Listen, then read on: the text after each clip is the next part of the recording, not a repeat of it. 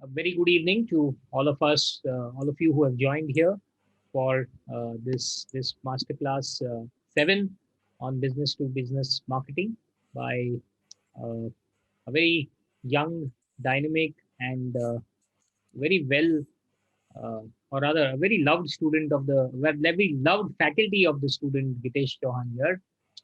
Thank you, Gitesh, for joining us here and agreeing to take this webinar. I'm Dr. Neeraj Mankad. I am the assistant dean here at Flame University and also a faculty member at the School of Business, Gitesh's colleague there. So it's like I said, a very happy and privileged moment to welcome Gitesh here. Gitesh Chauhan is a young uh, faculty member here at Flame University in the area of marketing. Uh, Gitesh has joined us after his fellow program at NEETI in Bombay. And he, before that, he was there with the corporate sector. So he comes with a great deal of experience, and which is what I'm sure will give a lot of insights into the topic that he's going to talk about. He's worked in multiple geographies in Australia, the USA, European Union, so widely traveled. He's been doing a lot of B2B selling. He's done a lot of project based selling and so on. So if there's somebody who will be great at talking to you about B2B, I think Gitesh is the best choice here. Apart from being a great teacher here at Flame, Gitesh is also an avid publisher, and he's been publishing in the top category journals in the last couple of years, also along with his uh, PhD work at NEETI. So I'm not going to take too much of time, and I would like to, hand over this to Gitesh. And thank you so much, Gitesh, once again from the entire community here who's attending today, as well as from all of us at School of Business for agreeing to take this masterclass. All of you attendees who are here, just a quick heads up. The chat window has been disabled. You will be able to ask your questions in between, if you wish, through the Q&A section. I will be here. Vakya will be here. We'll be looking at these questions, and Gitesh is going to have an interactive way of talking. He's not having a deck of slides, so if there are any questions in between, do let us know, and we'll be happy to take them as it goes along. So without much ado, I'd like to hand this over to Gitesh. Gitesh, all yours. Yeah, thank you so much, Dr. Neeraj, for giving the introduction. It's a really great honor and pleasure to be here at the Master Series webinar for Business to Business. I'm really happy that you have considered me for this. Very good evening, very warm good evening to all of you over here. There are many participants. I can't see you, but certainly we will have a type of discussion over this where I'll try to explain some points regarding B2B marketing, and then we'll try to join the dots and we'll clear the concepts. If you have any kind of questions, certainly please do ask. Please feel free to ask these questions in the Q&A session. So let me just share my screen and then we'll start with the session.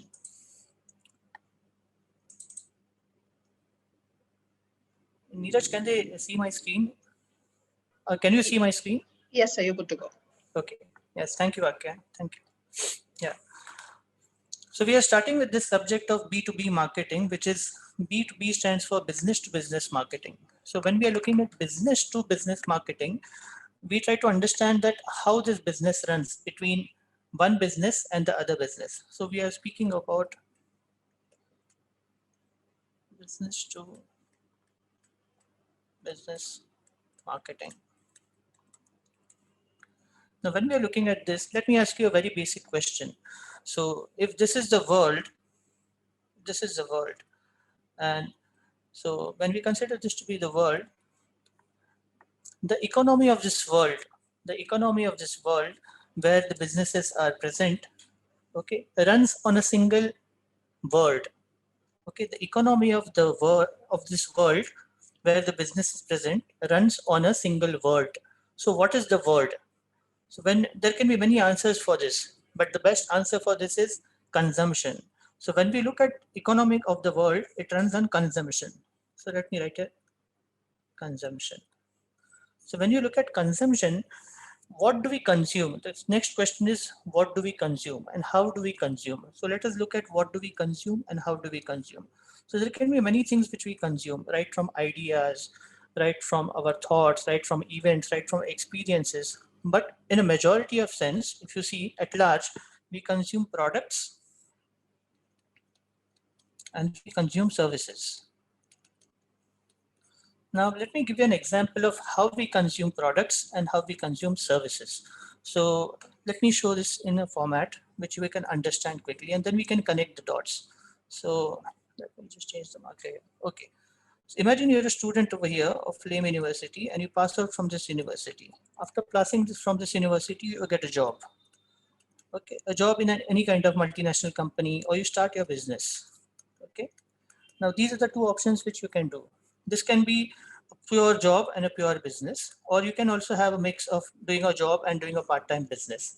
When you do this thing, you will see that you will receive a salary. You will receive a salary from the company. And this will be bartered for the kind of services which you provide. This service which you provide is in the form of intellect, which you possess. Okay, in the form of knowledge which you possess, and the kind of wisdom which you possess, the kind of skill which you possess. Now, when you give this knowledge, skill, intellect to them, they give you a salary. This salary actually has a component which is called as tax deducted at source. Now, this tax deducted at source is eventually going to the government. The government is using this tax to build infrastructure. The roads, the railways, all those kind of things which we use are there in the infrastructure. And if you see here, we are using this infrastructure for our daily use. At the same time, where is consumption of products and services coming into picture? So the consumption is coming over here, that when you get your salary, there's a big list of products which you want to buy or services which you want to buy. They can be branded products, they can be non-branded products, and these kind of things will come in the form of products which you consume and the services which you consume. These products and services are eventually bought by you and consumed by you. This is how the economy runs as far as the individual is concerned, who plays an important role in the economy. Now, these products are made by companies. So if you take an example of a car, okay, let me draw a small car for you over here.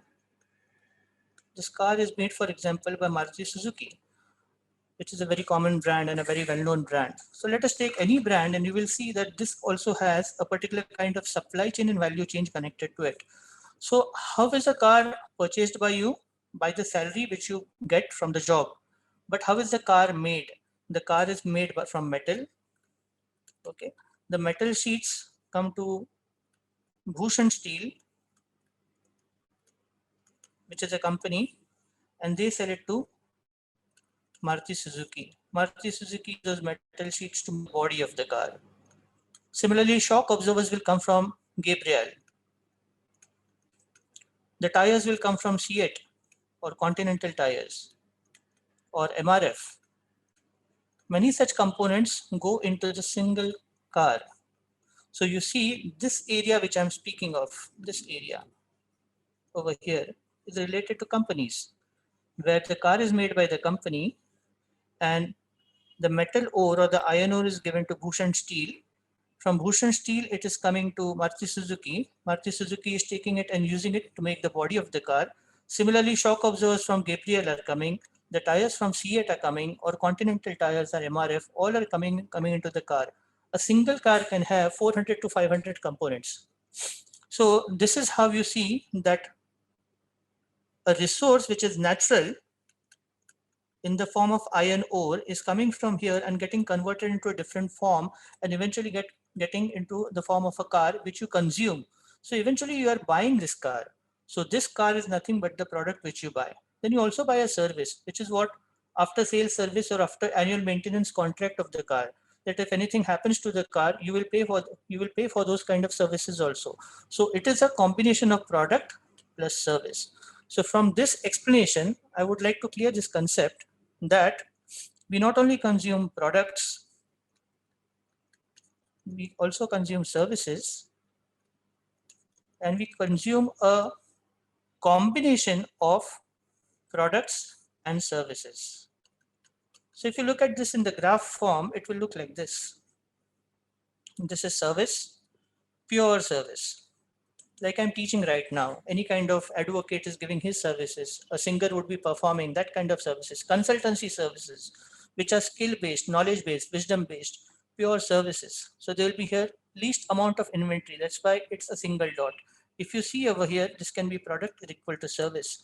So for example, hotel industry, Domino's Pizza can be the best example over here, where the product is equally important to the service, that in 30 minutes, you will get the pizza. So that 30-minute delivery is a concept of service, whereas the product is the pizza.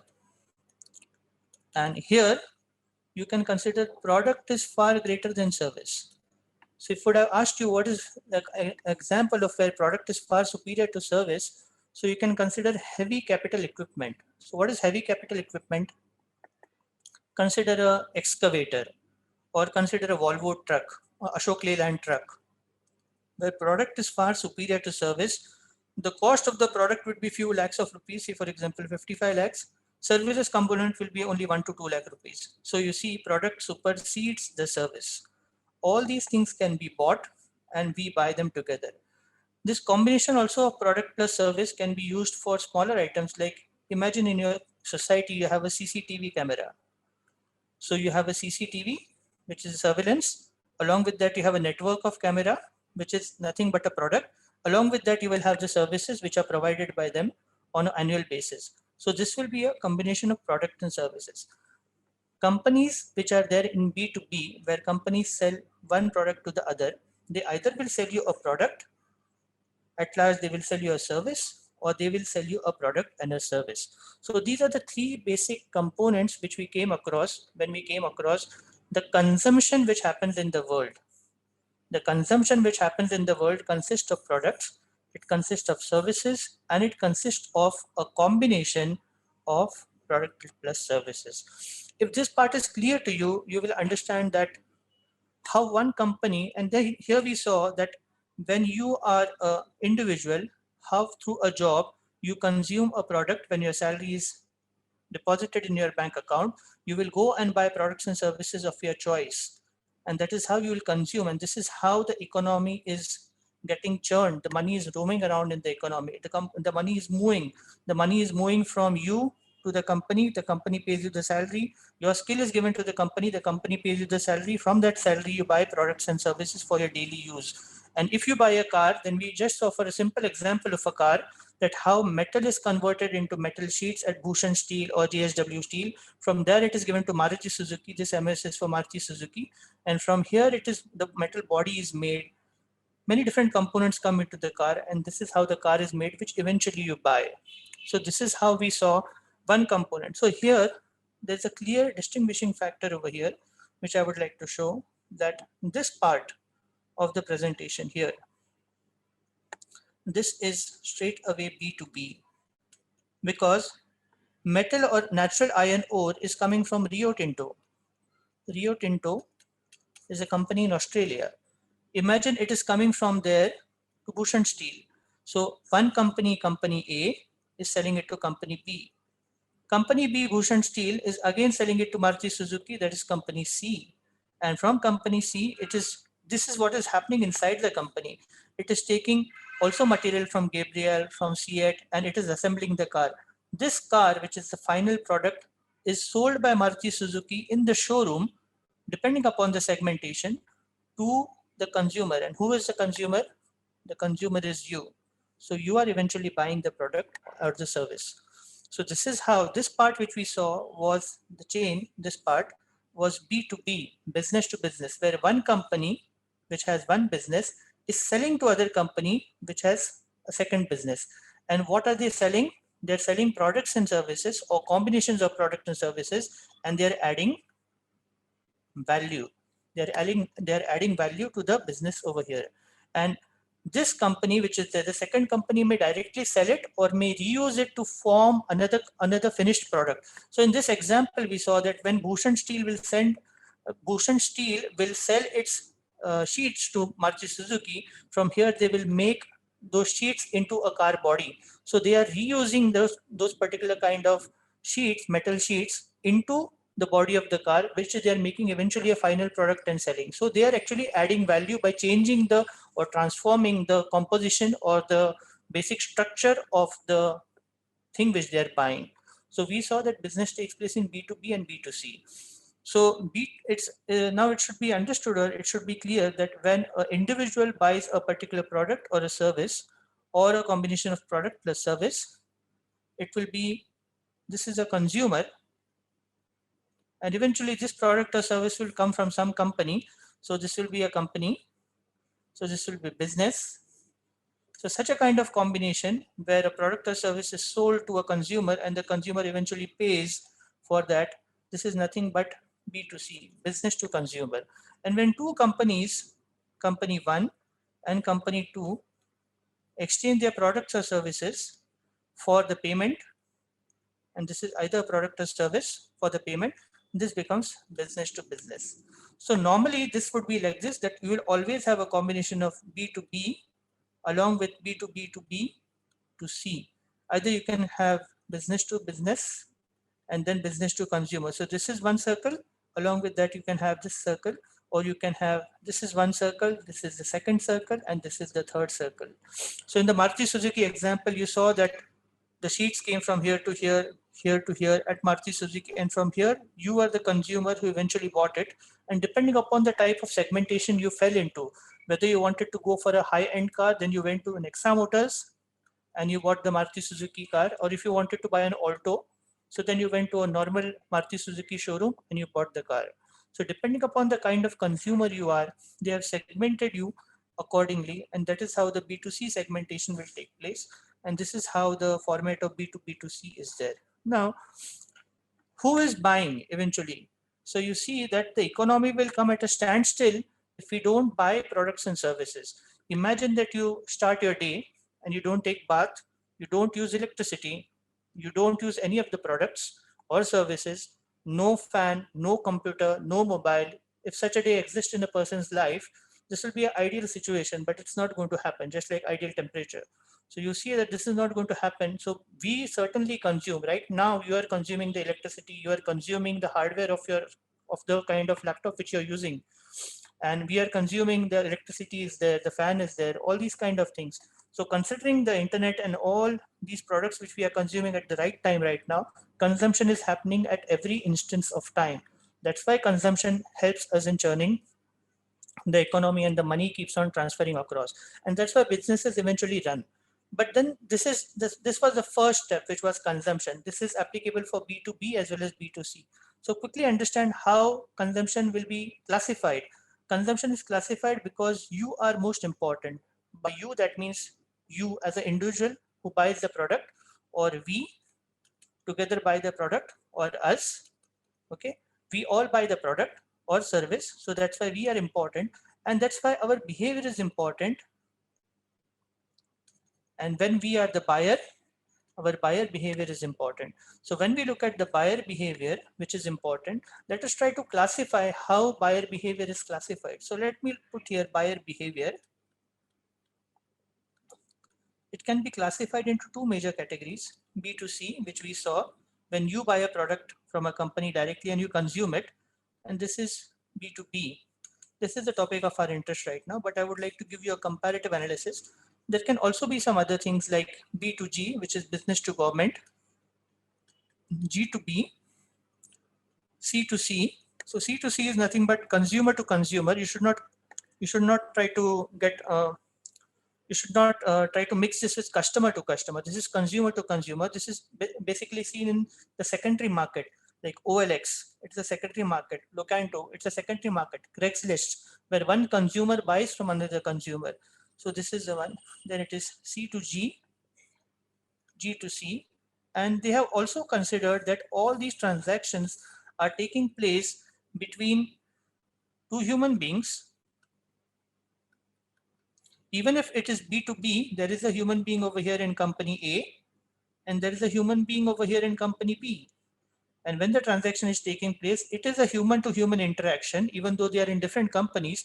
So this kind of transaction is called H2H, human to human kind of behavior, buying behavior. So this is a holistic name which is given. It's not yet in the books, but on most of the websites, you can see H2H kind of buyer behavior is also applicable. So let's try to classify how B2C is different from B2B, and this will give us a good understanding of how buyer behavior is classified. So here we have three different types of buying. One is normal buying, one is hedonic buying, and one is utilitarian buying. So people who teach normally consumer buying behavior, they can have all the more categories like whether you are a regular buyer, what kind of buyer you are exactly, how much of interest you show in buying, what is the kind of limit of your interference in buying, how much of interest you take in buying that particular product.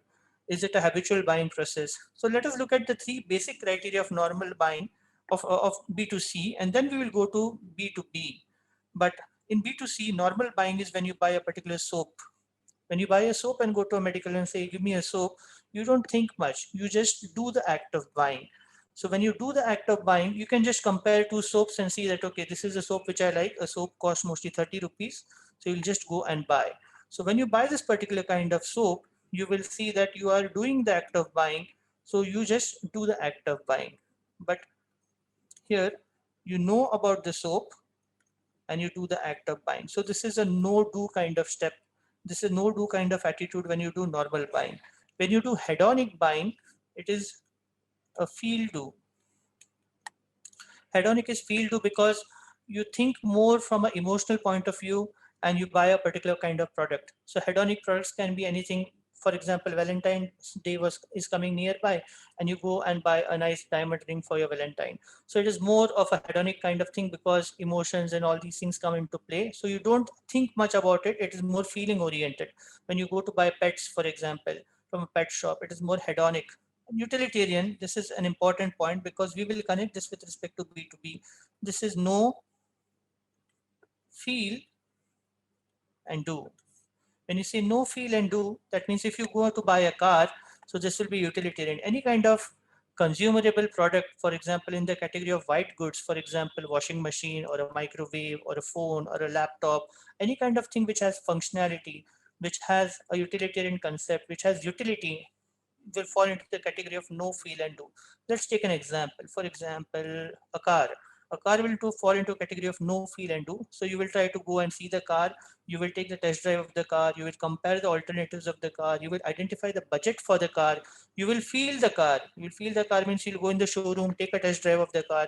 And then you'll also see that testimonials given by people for that particular car. And you will do the act of buying. Now, if you see, this is the shortest time consuming process. This was the shortest. It took the least amount of time and it was emotion driven. This one was also short because it was normal buying. And here your loyalty towards the products can dwindle. That means today you can go and buy Pepsodent, tomorrow you can go and buy Colgate, the third time you can go and buy Close-Up. The same can happen with soaps, the same can happen with shampoo. So distribution is very, very important over here, and the margins are also very, very important over here. This caters to a very large consumer base. Utilitarian buying is when you know, feel, and do. And this act of buying a car might take, even if you are a very clear-headed person, it might take 2 weeks, 3 weeks, 1 week, or even 1 month, depending upon the kind of people who are involved in this. And you have a small decision making in it. DMU stands for decision making in it. These will be the people who influence you in buying a particular car. And this car which you buy will be influenced by your brother, by your sister, by your husband, by your wife, by your father, by your mother, or by your friend who knows a lot about cars than what you know about. So this is the kind of experience which you will come across when you do B2C. And this is the buyer behavior concept for B2C. So just let this see here. We covered buyer behavior and we are covering B2C with respect to B2B. Now B2B has its own classification. So let us have a classification. B2B comes into IBB So let us consider IBB, and under IBB we have OBB, organization buying behavior. So let us try to understand what is organization buying behavior. Sorry, this should not be like that. This should be OBB and this should be IBB. So organization buying behavior, this is organization buying behavior, this is industrial buying behavior. Both fall into the category of B2B, and there are three different types of buying. I have not yet come to the three different types of buying, but I'll certainly cover them right now. Organization buying behavior is when an organization, like for example, Flame University, okay, thinks of buying a generator for, so that they can have redundancy when it comes to electricity shortage. This can be organization buying, where an organization thinks of buying. Then what is the difference between industrial buying and organization buying? Industrial buying is the term used when you are dealing with a company which is mostly into production or into manufacturing. So if Maruti Suzuki Udyog thinks of buying a particular Continental tires for the car which they are going to sell, or shock absorbers for the car, or a printer for their particular office work, it will come into the category of industrial buying behavior. Whereas you don't have production or manufacturing, no production, no manufacturing, this will come into the category of organization buying behavior. This should be very clear that this is the classification that you have to, in B2B, you will have organization buying, and under organization buying, you have industrial buying behavior. Now there is a further classification. So these two combined together have three different types of buying. So what are the three different types of buying in OBB and IBB, which eventually fall under B2B? So I'm writing in three types of buying in OBB: organization buying behavior or industrial buying behavior, and which is nothing but in B2B. So we have the first important aspect, which is called new task buying. Actually, this is a very vast subject. It takes 35 to 40 hours to complete this subject, but given the situation of 1 hour, I'm trying to just cover many different concepts by which you can at least get an idea about what buyer behavior in B2B is and how you can differentiate it from B2C, so that this can be a good takeaway for you to understand at least that, okay, B2B is different from B2C, and this is, here lies the difference. These are the different type of buying behavior patterns in B2B, and these are the different type of buying behavior patterns in B2C. So yes, coming to three different types of buying behavior pattern in OBB or IBB, which eventually come under the umbrella of B2B, is first is new task buying, second is straight rebuy, and the third is modified rebuy. So let us look at all three of them. So new task buying happens when a company, let's look over here. I'm just moving it here. Okay. New task buying happens. Imagine you are in a company and there are different departments in the company, and you want to buy a big turbine for the company. And this turbine is coming from a company called Rolls-Royce. Okay. Now, when you, Rolls-Royce not only is famous for cars, but it's also famous for turbines, and they make very expensive and very precise turbines. So imagine this one turbine is costing 20 crores and you want to buy 4 such turbines. So there will be a particular decision making unit over here. Like we discussed over here also, if you can recall here, I mentioned that there is a decision making unit in B2B which decides about who will buy, and this is the decision making unit which I'm speaking about here. This decision making unit could be your family, could be your friend, could be the person who influences you to buy a particular kind of car, your brother, your sister, any person who has more know-how than you, or even the salesperson who will help you to buy the car. But here, this decision making unit in B2B is totally different. So how is it different? In a company where you want to buy a turbine, imagine that Mr. Ambani wants to set up a new plant, a power plant at Jamnagar. Just an example. And he wants one particular turbine over there. Not one turbine, say 4 turbines. 1, 2, 3, and 4. 1, 2, 3, and 4. Each turbine costs 20 crores. So what will be the decision making unit who will be responsible for buying this turbine? Now, because this is new task buying, your company of Mr. Ambani which is Reliance, has never bought this turbine before. Imagine a situation like that. You're buying it for the first time. And there's a German company which is saying that, yes, they will give this turbine. How they will give this turbine? They will make this turbine tailor-made to the said specification. So for that, what is required? First, Mr. Ambani's company, Reliance, has to give them a data sheet. This data sheet will tell them these are the specs of this particular turbine, the specifications of this turbine, and this is what we want. Mr. Ambani's company would give this data sheet to many different vendors of turbines. Out of that, some will respond and say, yes, we are capable of making this particular kind of turbine. So they will give a RFQ, request for quotation, and they will give necessary a quote. Then there will be something called as a technical bid analysis, where the quotes will be compared. Company 1, company 2, company 3, the quotes will be compared together, and they will see that which is matching the specification the best. Where is the specification? The specification is in the data sheet. After this data sheet has been matched with the specification, there will be a column which will say that company 1 matches the best. This is matching moderately, okay, with a slight deviation. And this is not matching. So company C3 is gone. C1 and C2, which is matching best? C1. Now, if C1 is the best maker of turbine like Rolls-Royce, even if the price is high, Mr. Ambani's company Reliance would not have any problem to buy that set turbine because it is solving the purpose. So this is now who will be a part of the decision making in it here? The technical team. They will also hire a consultant. There will be the owner of Reliance, or the person who is heading that particular plant at Jamnagar. There will also be the chief engineering director and many people inside over here on the purchasing head. This is important. All these people will be there in the decision making unit. So a clear identification which you get is buying a 20 crore turbine that to 4 numbers will take 6 months to 1 year to buy. The amount of money which you're going to shell out is 80 crore rupees to 100 crore rupees.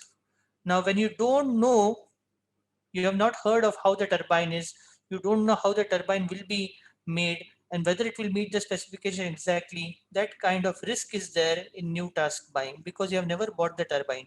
Only after having bought the turbine, you will realize that how the turbine is performing. And that's why you involve maximum number of people in the decision making unit, and they have a clear cut discussion with the vendor companies, which is Rolls-Royce. And Rolls-Royce will convince them their turbine is the best. At the same time, these people will discuss amongst themselves to decide whom should they give the order. That's why risk involved in new task buying. The point here I'm saying is risk is high. The time to decide is also high. So this becomes the decision making unit for new task buying. New task buying happens when a company buys a product from any other company for the very first time, where there is uncertainty in buying that particular product. They have not bought that product prior. Now imagine straight rebuy. Coming to the second point, straight rebuy. Straight rebuy is something like this. Imagine you have already bought products from a company A, which is, for example, Lenovo. Okay. And this is nothing but a laptop which you have bought from Lenovo. And this is Flame University, which is buying 100 laptops from Lenovo. So when you are placing an order in the last year, in 2019 and 2020, you bought 100 laptops from Lenovo. Now in 2020 and 2021, you are again placing an order for the 100 same laptops of Lenovo. I have emphasized on the word same. So when you're doing this, you will see that this is straight rebuy because you have an experience of buying this in 2019, 2020. The risk is low over here because it's like a known devil. You know that what can you expect in that particular laptop. You also have a year's experience of how the laptops have performed as far as for the reason for which you have bought them. And that is the reason why in 2020 to 21, you will call the salesperson from Lenovo and say, I had given you an order of 100 laptops in 2019 and 2020 from Flame University. I would like you to place a similar order in 2020 and 2021. This is nothing but straight rebuy. You straight away place a simple order. Again, it's of the same specification. The quantity may somewhat differ, but it's near about the same. So this is called straight rebuy. And there's a third option over here, which is called as modified rebuy. Modified rebuy means, imagine in 2019, just pay attention over here. In 2019, this is little different from straight rebuy, and how I'll just explain. In 2019, 2020, you bought 100 laptops from the company Lenovo. Who bought? Flame University bought. Because I'm not saying you have bought, I'm saying Flame University has bought. So when Flame University has bought, it is business and this is business. So we are dealing with B2B, okay? Here, B2B. Now, in this Ambani example also, we were dealing with B2B because Ambani's Reliance is dealing with B2B, Rolls-Royce. Here, same. Now, in this case, you bought 100 laptops and they were of i3 RAM, i3 processor with 8 GB RAM. Okay. Now, when you tell them in 2020 and 21, we want to place an order of 100 laptops again for you, the salesperson from here says he does upselling. He tells you whatever your name is that, you know, we have a latest variant of the Lenovo, which is available with us, and which is nothing but i3 processor was the old one, which you bought from us, sir. Now we have the i7 processor or the i5 processor. And these are the latest processors for the Lenovo laptop. i3 is old or somewhat absolute, and we will eventually discontinue this from the market. And instead of 8 GB, now we are providing a 16 GB DDR3 RAM or DDR4 RAM. Imagine a situation like this. Now what has happened? The laptop looks similar from outside, but the content in the laptop, the specifications of the laptop have slightly been modified. This is how it deviates from straight rebuy and it becomes modified rebuy. So now the devil is still known, the company is still known, and eventually you're just tweaking. The company is just changing, slightly modifying the specs of the thing which you want to buy. So that's why it is modified rebuy. So let us look at how the risk is in all the three buying processes of B2B. So forgive me for so much of writing, but yeah, I think so this will make it clear. In B2B buyer behavior, we saw B2B. In B2B, we saw organization buying behavior over here. And under that, we saw IBB, industrial buying behavior. Industrial buying behavior is only for production companies and manufacturing companies. OBB is not for production company, manufacturing company. So we took an example of Flame University, which is an organization. So it will fall into organization buying behavior. We saw that there are three different types of buying. One is new class buying, one is straight rebuy, and one is modified rebuy. When we look at this, we saw in new task buying that the uncertainty of buying the turbine which Ambani wanted to buy for his Jamnagar plant was very, very high. They did not know how the turbine would somehow look like, how it will function. So there was a big decision-making unit over here. And this decision-making consisted of mostly the technical team, the purchasing head, the director, the head of the Jamnagar plant, and so many people, also an external consultant who could give value-added information about how which turbine you should buy and from which company to buy. So this becomes a decision-making unit, and this will take quite some time because the risk is high, money is high. So I mentioned here, the risk is high and the time to decide is also high. New task buying is point critical, and it's very, very important that you buy the right product from the right person. This is new task buying. It is most important, and you will see decision-making unit becomes very large. Mostly 7 to 8 people or even 12 people can be there in buying for a decision-making unit for new task buying. By straight rebuy, we took an example of this Lenovo laptop where we mentioned that Flame University is putting an order to Lenovo for 100 laptops in 2019 and 2020 with a configuration like i3 processor with 8 GB RAM. And the same order was placed to them in 2020 and 21. And that becomes straight rebuy. In this, you have already bought the laptops. So risk is very, very low. And the time to decide is also very low. So the decision-making unit will be very, very small. The purchasing head himself will decide, okay, he will just take the approval from the seniors, like maybe the director or the VC of Flame University and the owners, and he will just give the order, the PO to the Lenovo company. In modified rebuy, there is a slight deviation. you are still certain of what you're buying, but because of the modification, because of technology disruption, or because of you can say evolution of the technology, in 2019 and 20 you bought a i3 processor with 8 GB RAM, but in 2020 and 21 the company has gone ahead with technology and they are selling you i5 processor, i7 processor with a 16 GB DDR3 RAM. So the outer cover of the Lenovo remains the same, but you will see that the inside components have changed, they have been modified, and this slight modification falls into the category of modified rebuy. So you saw that risk here in modified rebuy over here, there can be moderate risk.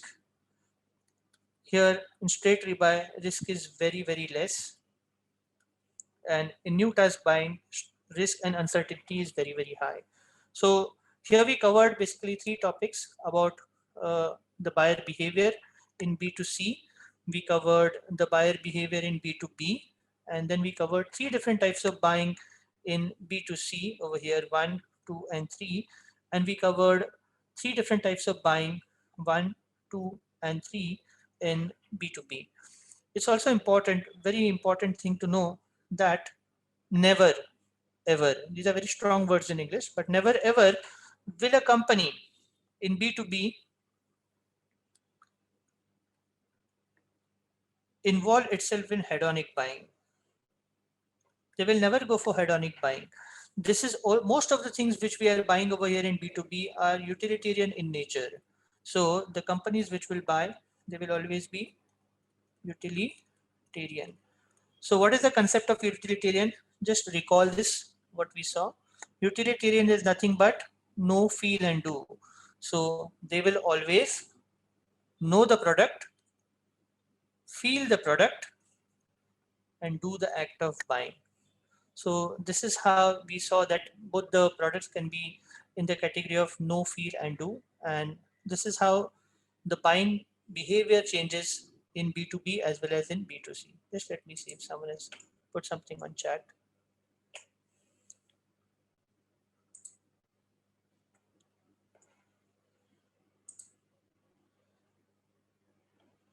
Okay, Pranav has asked a question, very nice question. Can we consider demand and supply a reason for increase in the prices in our country, such as petrol price?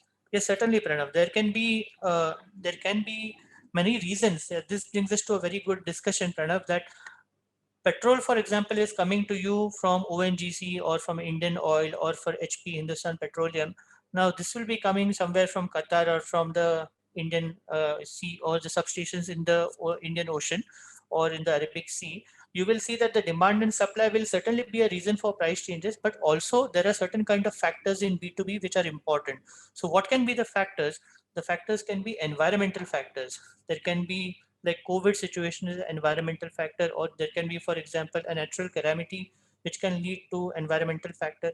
Then political factors, for example, there is a particular tax rate or a particular kind of recession has taken place.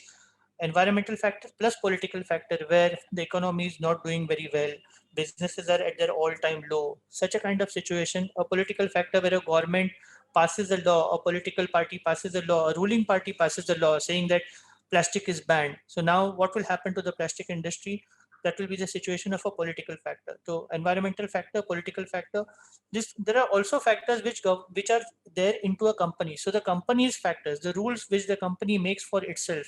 So the internal environmental factors and the external environmental factors. So what is internal? By internal, I mean internal to the company where the company is manufacturing, and external means outside the company from where the environmental factors have an impact on the company. So there will be demand and supply. These will be also the reasons for price change. Mostly some products have elastic demand, some products have inelastic demand, because of which we will see that there can be certainly price change in products which we come across. So I hope that I have answered your question, Pranav.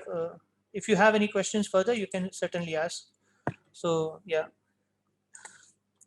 So we saw about such kind of pricing. Now we also try to understand that in B2B relationship is very, very important. So how B2B relationship is important, because now when we look at B2C and B2B and when we look at B2C, we will see here that one company is selling its products and services to thousands and thousands of consumers. So if I'm using the word here, consumers. So this is, for example, can be the entire population of a country or a population of a state. So here the company might be, for example, in Madhya Pradesh, and it is selling its products, for example, in Punjab. So you will require a very large distribution channel to sell its products from MP, okay, to here, for example, in Punjab. Let's take an example like this. So you will see that a large number of distribution channels will be required for this particular kind of thing. And there are 3 different types of distribution channels also. So let's not go into that, but mostly for B2C, you require intensive distribution channel where, for example, if Colgate is made over here in MP, imagine the situation, this is Colgate. And you are here in Punjab. So naturally, Colgate is also sold in Punjab. So from here, all the way, it goes across many different type of intermediaries, and then it is sold at the pawn shop or at the retailer's shop, which is near to your house in Punjab.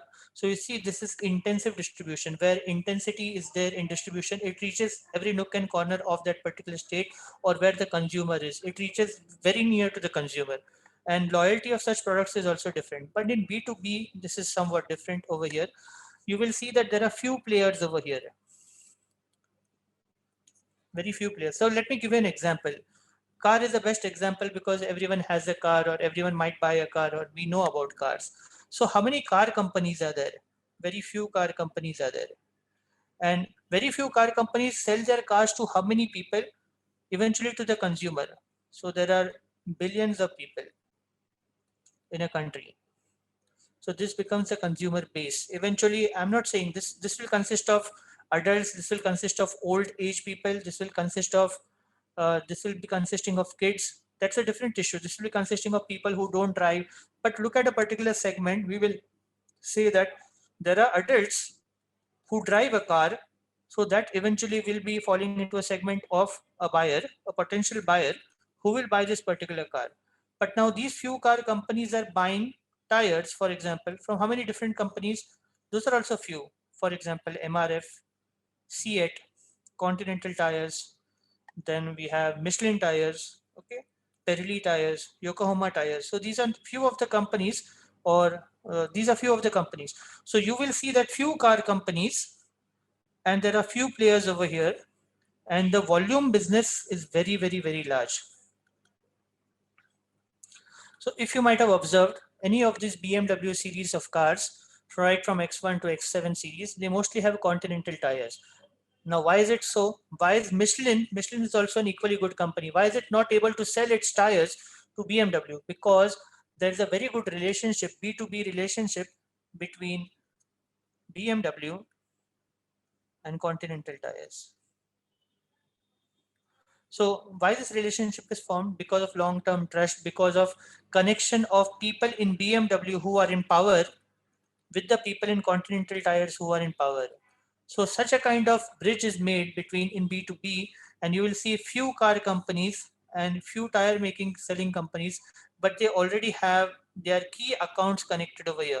So for Continental tires, we can say that BMW is a key account because it gives, if you see the pie chart of Continental tires, it can say that this much business is given by BMW itself. So this is a top-notch company which provides, for example, more than more than 60% of its business. So this makes it a key account, and then they try to expand the key account. So every key account starts like a very small seedling, and eventually it grows into a very big account, which is a key account, and that's why you require constant connection with the people in the top management of the company. You have to build a relationship with the people in the top management of the company, and that is how business to business grows. So this is how it is. But we are not eventually buying the tire alone. We are buying the car which has the tire. So when we buy the car which has the tire alone is of no use to us. Yes, we do. When we possess a car, we own a car, then for a tire change after every 3 years or 30,000 kilometers, which comes earlier, we will change the tire. That is different, that we buy from the retailer. But then that kind of buying is nothing but B2C buying. The retailer is selling you. But here, in this particular case, The MRF tire is going to the car company, and from then the car company is selling you the car. So here you see the order at which you buy the car can be from 4 to 5 lakh rupees depending upon the car which you buy, or 20 lakh rupees depending upon the car which you buy, 1 crore rupees depending upon the car which you buy of a single individual. But here you see the kind of order which Continental Tires will get from BMW will be few crores of rupees. So you see very few players are over there, and they have very strong connections in B2B, whereas B2C you will see that there is the businesses are there which are few in number, but they are giving their particular kind of products and services to a large base of consumers, and these consumers are actually, they can be located anywhere. Some of them are located at the bottom of the pyramid in rural areas, and some are located also in tier 1, tier 2 and tier 3 cities. So the consumer base is there, and depending upon the segmentation you will decide whom you want to sell those products and services. So this is very important. In B2B, relationships are very, very important.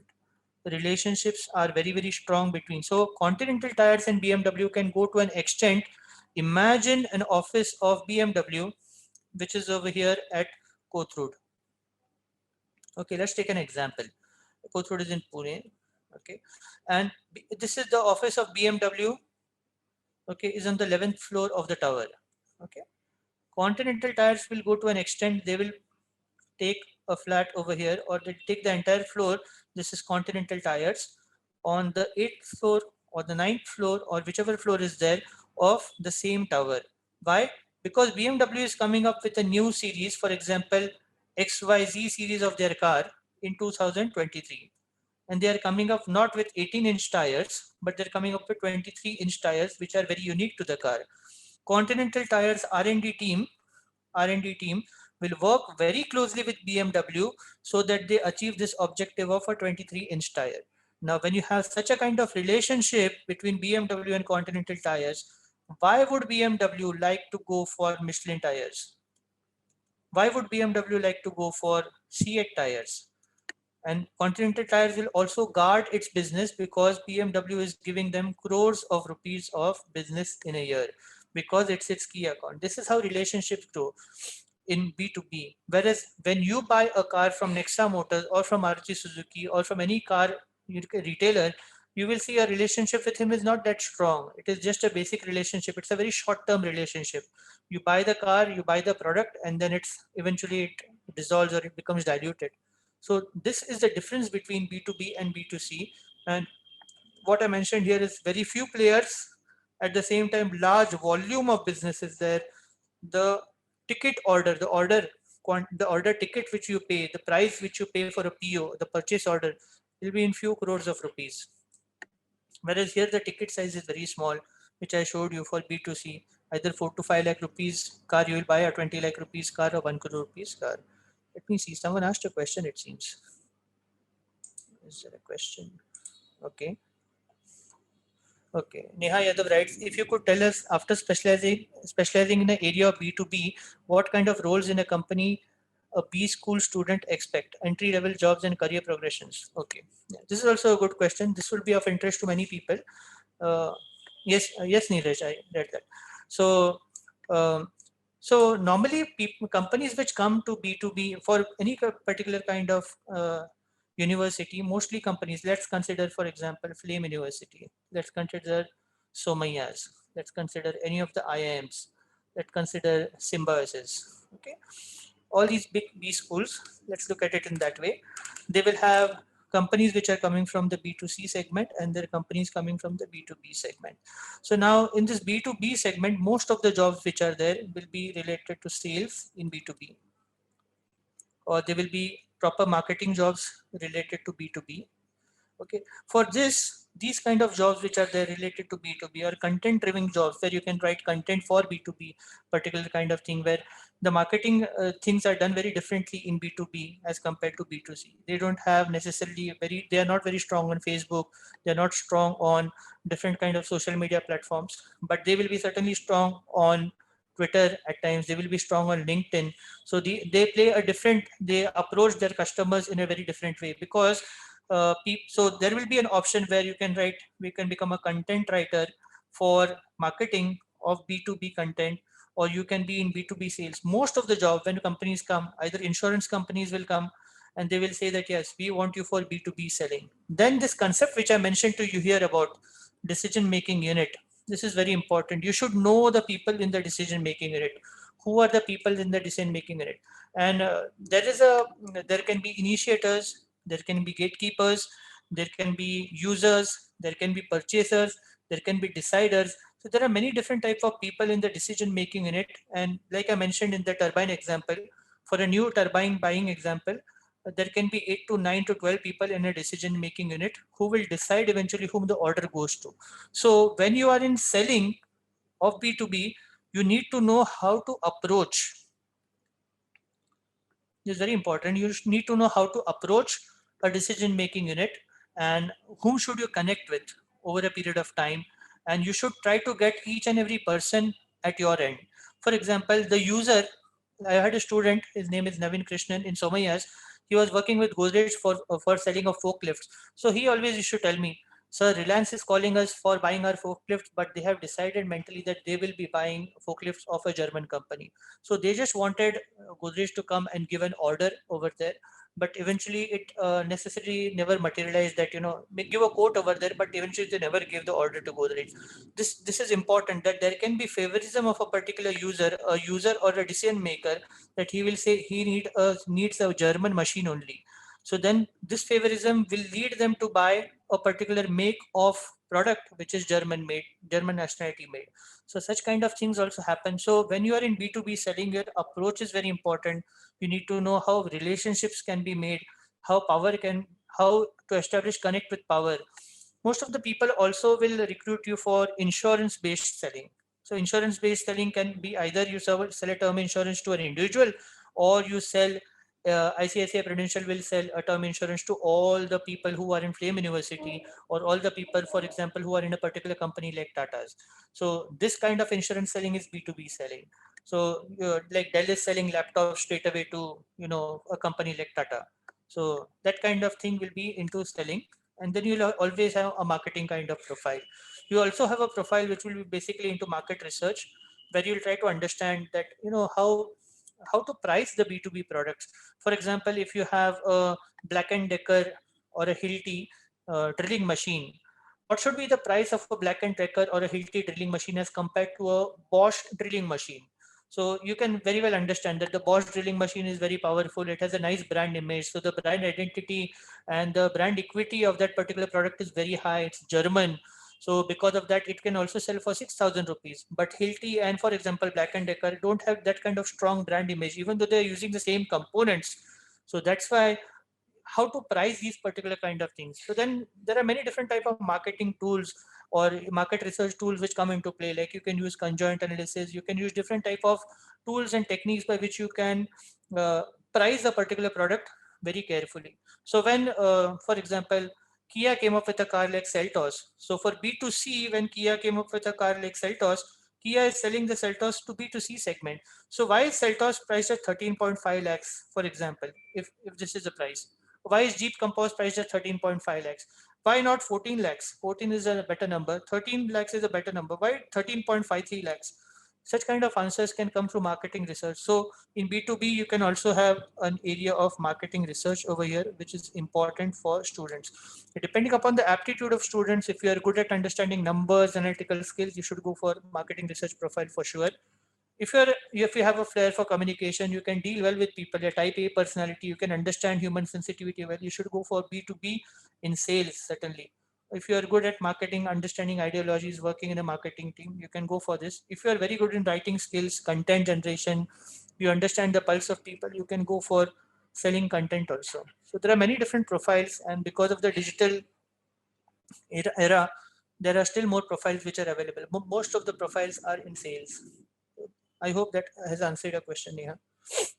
Any other questions we have?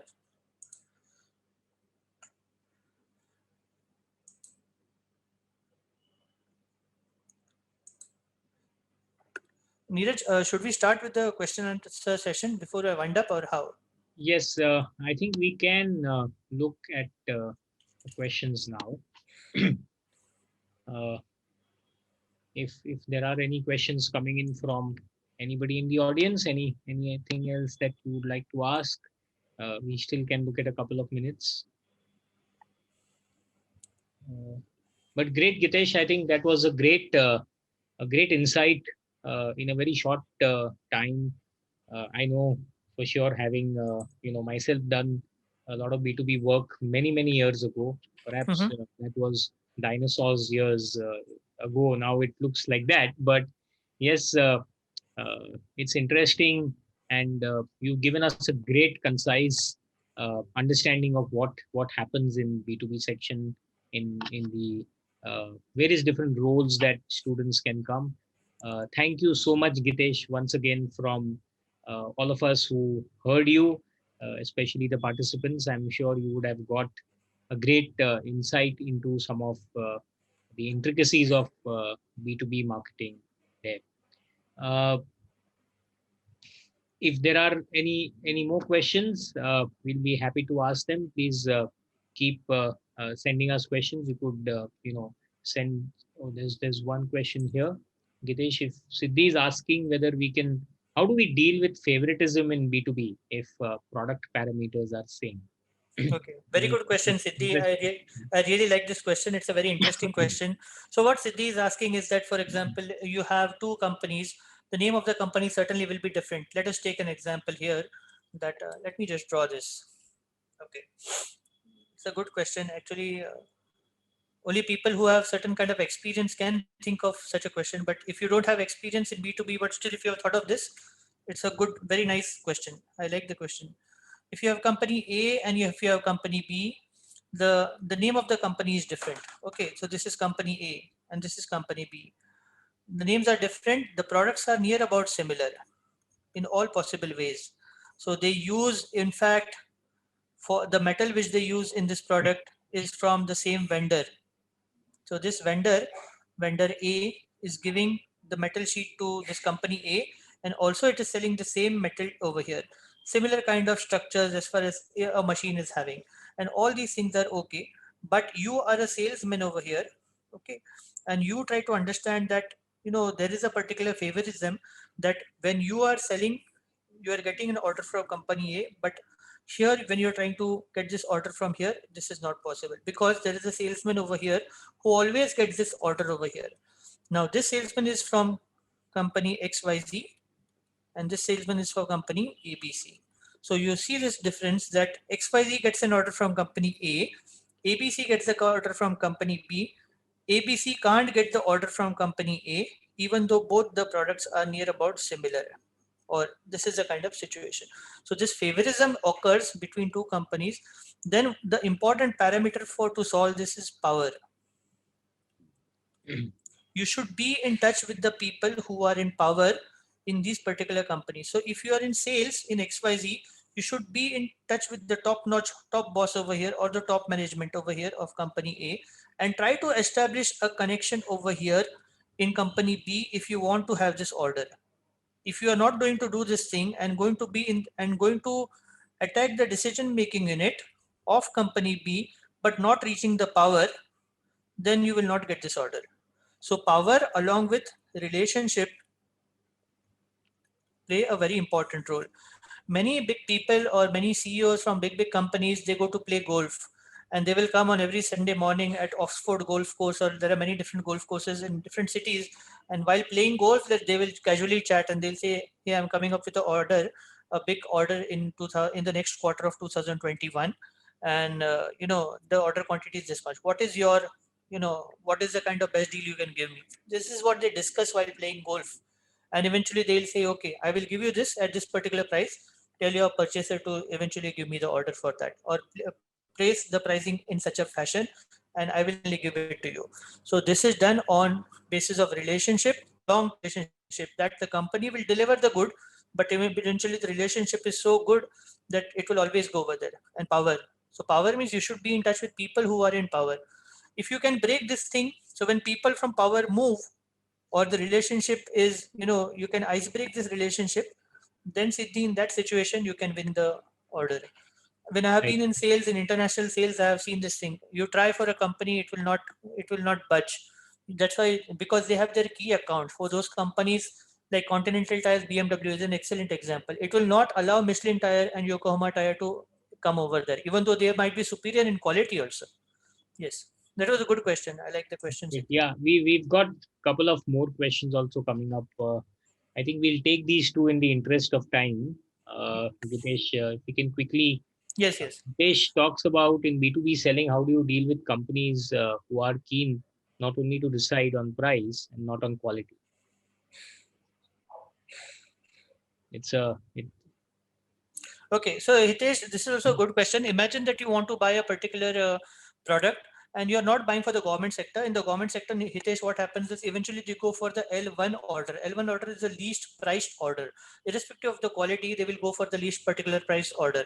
But this doesn't happen in the private sector where money is not a problem. So in case of Reliance, you will see that they will go for the highest quality because they know they will go for Rolls-Royce, which is a branded turbine maker, than going for any other kind of turbine maker. So in this case, L1 deed will not take place over there. Price is not a problem. So they will ensure the quality is there. They will go and ask recommendations that, okay, where has your turbine been sold? In Australia, they will connect with the Australian end user and ask how well did the turbine perform. If the turbine has performed really well, that will be a kind of testimonial. So in B2B, it's also important that you get documented evidence from the people whom you sell your product to.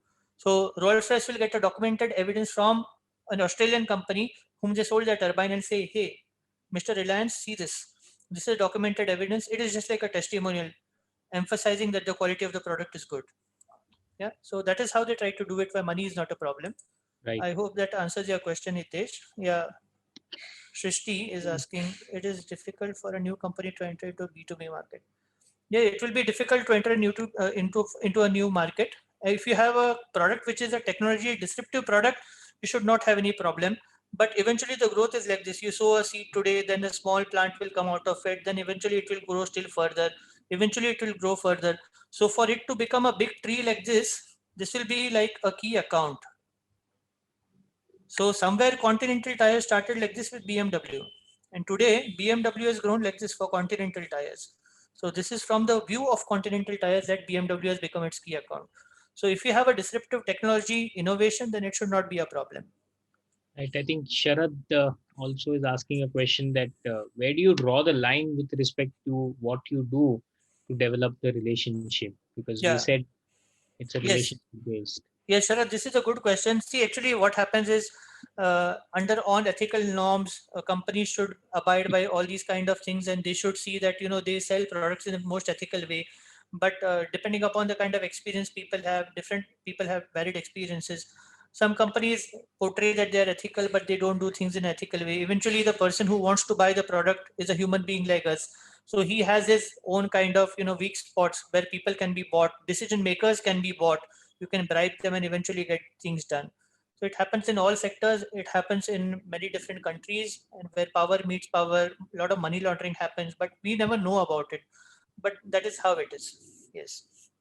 I think one let me try and attempt to answer Hitesh's question because Hitesh, what happens typically is that companies, you try to look at cost in a different perspective. When you look at cheapest products, then as a B2B person, I'll also get in a lot of ways in which I try and show the entire value of that particular product. So something like a lifetime cost is where I will pitch it across to my customer. I'll look at how they will be able to save much more than what you are paying at this point of time. So a lot of concepts actually get into using uh, different ways of convincing the B2B customer, and very interesting ways. And Gitesh, thank you once again here for taking this up. In the uh, interest of time, my apologies to all of you who are actually asking questions. I'm sure we would like to continue uh, as we go ahead, but it's past 7:15, and I'm sure many of you might have other commitments to go to. So, on behalf of Flame University School of Business and all of us who attended, once again, a big thank you to Gitesh Chauhan for coming and talking to us about B2B marketing. A brilliant presentation, Gitesh.